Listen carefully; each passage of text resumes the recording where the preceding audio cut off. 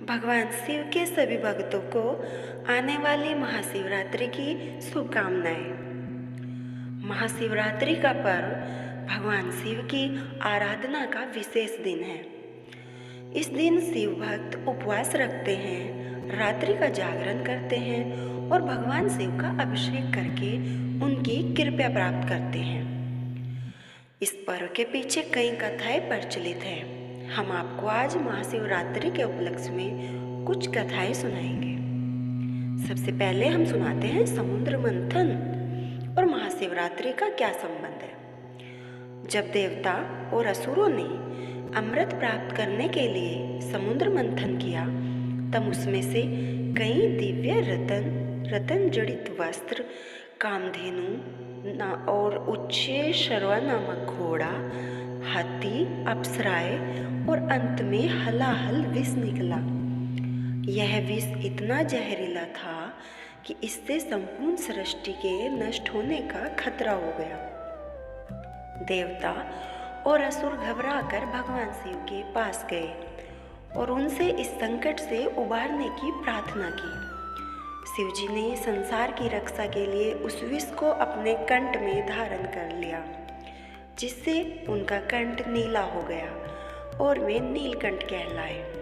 भगवान शिव के इस महान त्याग के कारण देवताओं और ऋषियों ने महाशिवरात्रि का पर्व मनाने का निर्णय लिया। इस दिन शिवलिंग पर जल, दूध और बेलपत्र अर्पित कर शिव जी की आराधना करने से विशेष पुण्य मिलता है। अब हम आपको दूसरी कथा सुनाते हैं, शिव पार्वती विवाह कथा।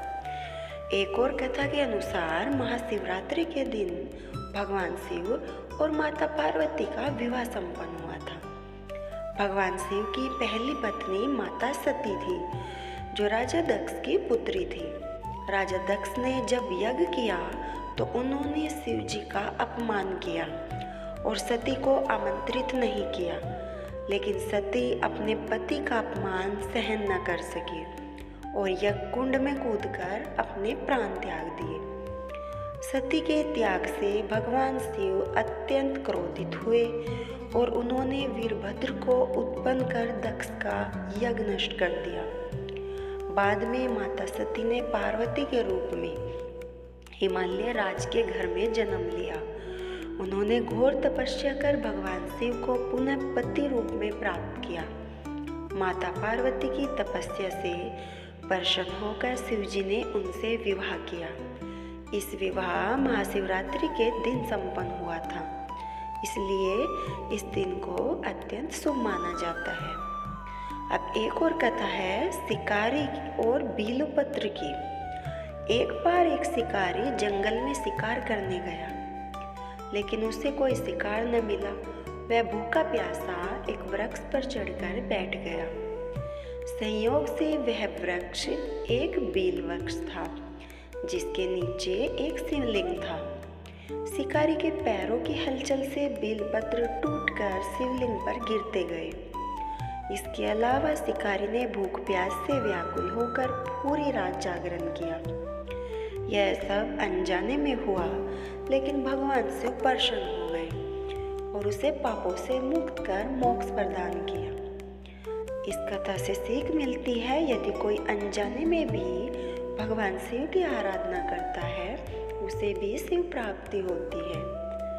और अब हमारी चौथी कथा है 4 योगियों की परीक्षा। प्राचीन समय में 4 योगी भगवान शिव की तपस्या कर रहे थे।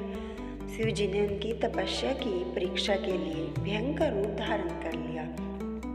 शिव जी की इस रूप को देखकर तीनों योगी भयभीत हो गए और भाग गए, लेकिन चौथे योगी ने श्रद्धापूर्वक भगवान शिव की पूजा की।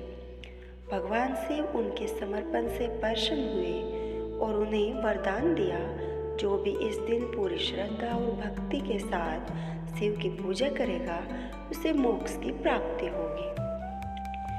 इसी के साथ अगर आपको हमारी वीडियो पसंद आई है तो हमारे चैनल को सब्सक्राइब करें और वीडियो को लाइक करें और हमें कमेंट में बताएं आपको नेक्स्ट वीडियो कौन सी देखनी है। इसी के साथ हर हर महादेव। और एक बार फिर आप सभी को आने वाली महाशिवरात्रि की हार्दिक शुभकामनाएं।